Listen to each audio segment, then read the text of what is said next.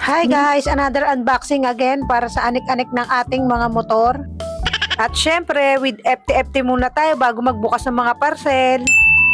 At ayun na naman nga guys, napagastos na naman tayo para sa kailangan ng ating mga motor. Oh no! Napabili na naman nga ako ng 2 air filter at flyball para sa 2 naming motor. What? Talaga namang sumasakit na ang ulo ko sa gastos. Parang gusto ko nang ibenta ang aming motor. Ibenta ko na rin kaya ang asawa ko. At nagre-request na naman ng pang change oil at gear oil. Para sa Honda Click version 3 ko nga pala yun ipapalagay at Mio Salty.